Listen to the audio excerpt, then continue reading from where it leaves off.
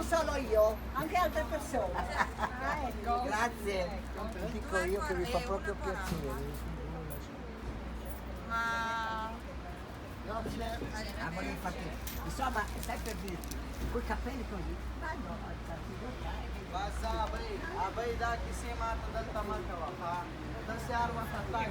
Ti abbiamo visto abbastanza spesso da queste parti e abbiamo il sospetto che tu non abbia timore di questo luogo di perdizione. No, io sono in via Roma molto spesso perché mi piace molto, perché è l'unico posto vivace della città. Il resto, devo dire la verità, a cominciare dal Contarena, mi pare la hall di una casa di riposo. E poi certe altre strade sono mezze deserte. E che ci vado a fare? Qui vedo la vita. Certamente non trovo tutti bianchi, li trovo un po' mescolati, come si suol dire, però a me non dà nessun fastidio, anzi, soprattutto la gente che lavora mi piace. Senti, ma ti sei mai domandato come mai questo che il friulano chiamerebbe miscliciot si è creato proprio qui in Borgo Stazione? Beh, perché probabilmente qui le stazioni in genere sono il luogo di approdo di una città. E qui è sempre stato un quartiere molto vivace, c'erano gli alberghi, c'erano le pensioni e quindi un albergo, un posto adatto ad albergare gli stranieri.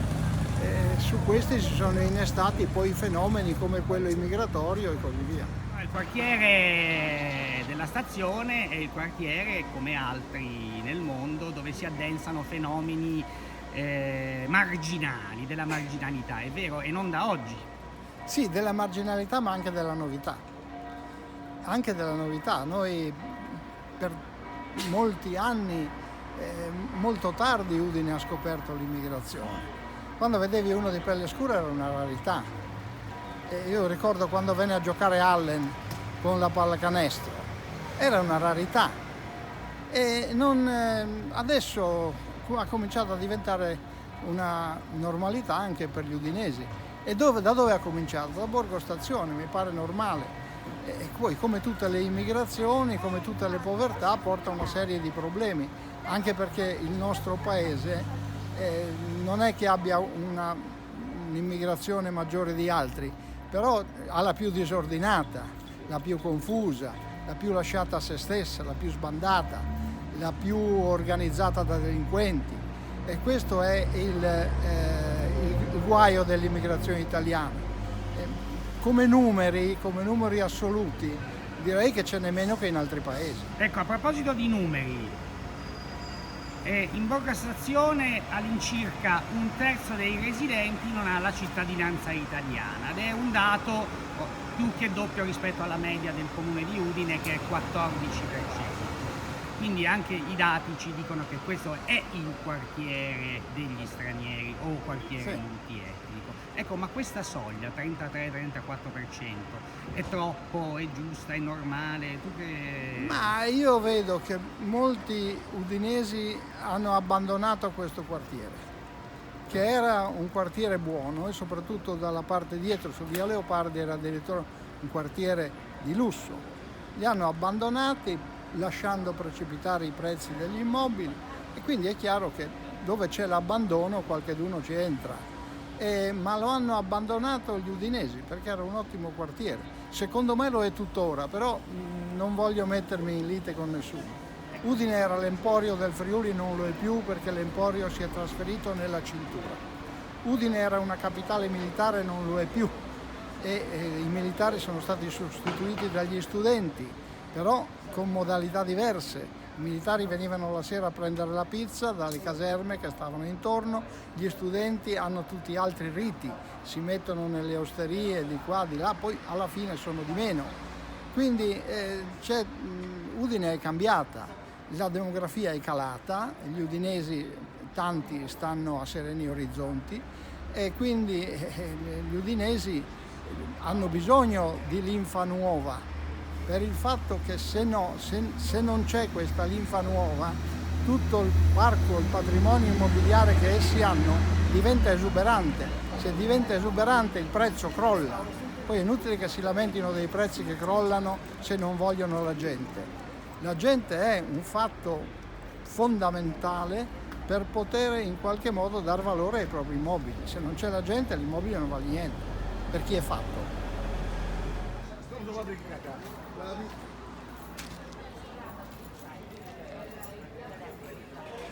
Ecco, siamo in uno dei più animati crocevia di Borgo Stazione, all'imbocco, anzi all'uscita della stazione dei Pullman, e qui si manifesta quello che appunto tu descrivevi prima come l'esuberanza della vita, o meglio la sopravvivenza della vita nell'era in cui di tutto diventa virtuale, solo che questa vita ha colori diversi, vero? Ma sì, ha colori diversi, ha un'età diversa innanzitutto, è molto più giovane della media nostra, ha un'economia diversa.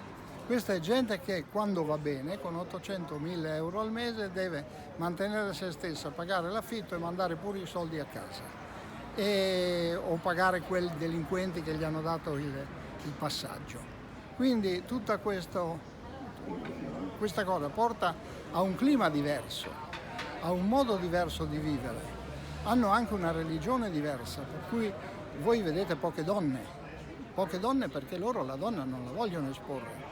La donna è cosa loro, sta a casa.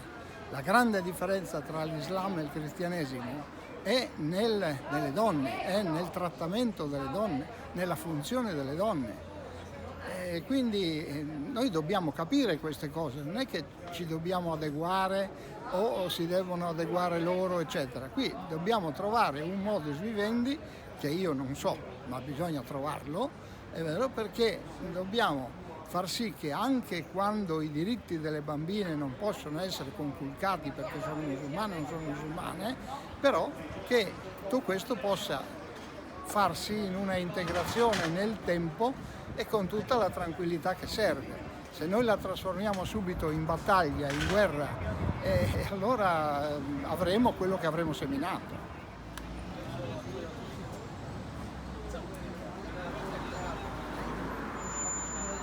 Ecco, noi siamo proprio di fronte a una bottega etnica, nella fattispecie bengalese, che ha la frutta, la verdura e tutto quel che serve, ha una peculiarità condivisa da molti negozi di questo quartiere, ossia che è aperta tutto l'anno, festivi, feriali, e orario continuato fino a tarda sera, insomma un servizio a questo di prossimità preziosissimo per un quartiere che tu stesso dici stava morendo. E però la gente si lamenta degli stranieri e si sente invasa. Come conciliamo queste due cose contraddittorie?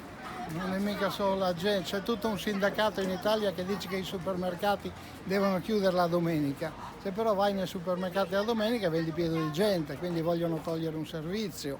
E questo fa, come hai detto tu, fa un servizio, vende delle cose che in parte non ci sono, vende agli orari loro, perché questi quando lavorano tornano a casa la sera tardi e quindi hanno bisogno di venire più tardi la sera, e fa un servizio. E poi c'è perché c'è un mercato. Il negozio italiano che c'era ha chiuso perché non aveva il mercato, perché se avesse avuto il mercato non avrebbe chiuso.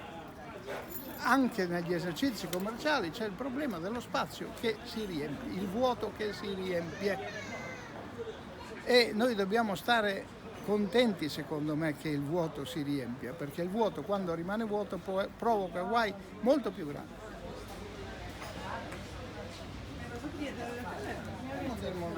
Gli italiani sono andati via e i prezzi sono crollati.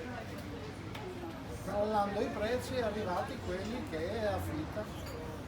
Ora, noi siamo alla gelateria all'Orso, istituzione udinese, certo, passata da tempo di mano e oramai a gestione cinese. È una delle discontinuità in un quartiere che ha molte continuità, te ne cito una sola, la prostituzione.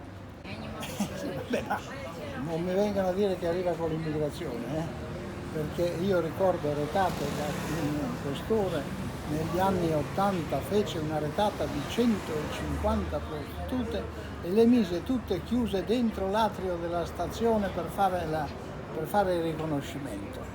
E questo fenomeno non era ancora esploso, e ancora prima, se noi andiamo a guardare le cronache, ecco, proprio del Messaggero Veneto, andiamo a guardare nel tempo, prendiamo le raccolte, 60-70 anni fa, il problema delle prostitute in via della Stazione, in via Teobaldo Cicconi, via Caterina Percotta, via Romeo Battisti, via Roma, via Leopardi, c'è sempre stato. Quindi questo è una continuità, non è una discontinuità. Esatto. La prostituzione in questo quartiere. È cambiata un po' la nazionalità delle ragazze. Vabbè, qui noi abbiamo visto prima in un bar la Flavia, e questa sarebbe un elemento di continuità, ma poveretto, l'elemento di continuità ha 80 anni, che non possiamo pretendere, vero? Ora, già che ci troviamo ospiti di un bar gestito da un cinese, no? E si rifletteva prima che il popolo cinese, anche quello che ha fatto radici qua, manifesta una etica del lavoro che staccanovista e dir poco. E tuttavia noi ieri ci siamo visti qui il 16 agosto, il giorno dopo Ferragosto, tu ti sei recato dal tuo riparatore cinese di fiducia, ed Era cinese, ovviamente. Ma lui dov'era? Lui adesso è andato in ferie perché si vede che si è corrotto, ha imparato dagli italiani. È andato in ferie anche lui. Vabbè, anche i cinesi imparano. Per adesso teniamoceli così, che ci danno il servizio la mattina, la sera, la festa, la notte, e ce li teniamo così. Se dobbiamo farle un bar così con gli italiani che fanno le 8 ore di contratto, buonanotte. L'immigrazione e soprattutto l'integrazione sono processi in corso, come la famosa battuta di quel cinese che disse che la rivoluzione francese è un evento troppo recente per poter essere, insomma, giudicato. Anche con i fenomeni dell'immigrazione e dell'integrazione sarebbe imprudente pronunciarsi ora. Abbiamo indicatori che può funzionare, indicatori che non può funzionare. Proiettiamoci alla prossima generazione tra 25 anni. Tu come la immagini quando, insomma, il testimone sarà passato alle seconde generazioni, ossia ai figli, a quelli che sono nati qui a stretto contatto con la nostra cultura e quindi non hanno il bagaglio del retaggio che può rappresentare un peso che impedisce certi fenomeni, insomma, di avvicinamento tra le culture? Gli industriali, gli iscritti alla Confederazione dell'Industria, ma tra gli artigiani non cambia molto, oltre il 65% ha più di 65 anni. Meno del 5% ha meno di 40 anni, e quel 5% è fatto in buona parte da extracomunitari, da marocchini, da albanesi e da cinesi.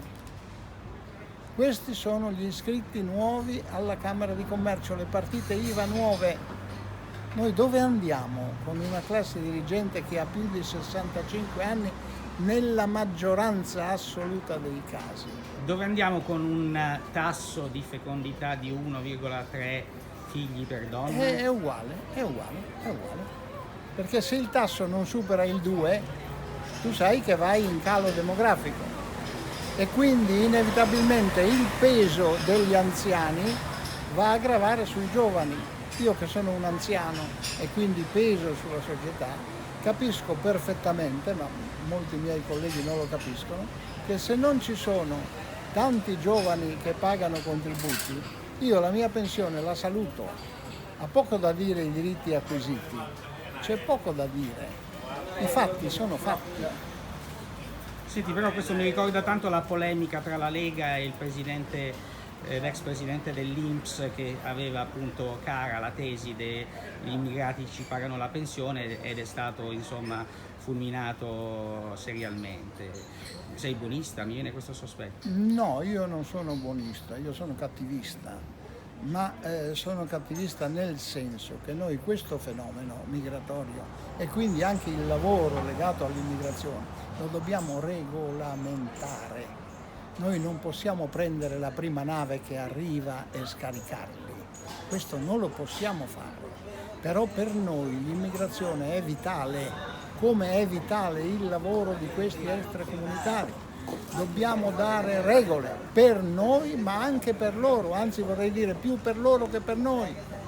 Nel momento in cui noi gli diamo delle regole, noi gli abbiamo fatto fare il più grande passo verso l'integrazione, verso la pacificazione, verso la diminuzione dei reati. Ma dobbiamo dare ordine. Non voglio fare la parte di quelli dell'ordine e disciplina, però è necessario un ordine legale, perché nella illegalità si sviluppa tutto. Non è che tu sei un sostenitore della sostituzione etnica del popolo italiano? Allora, sostituzioni etniche e persino di specie, nel corso della storia ce ne sono state tante. Ci sono i gruppi, le specie, le etnie che evolvono di più, quelli che evolvono di meno, quelli che vanno avanti e quelli che restano dietro.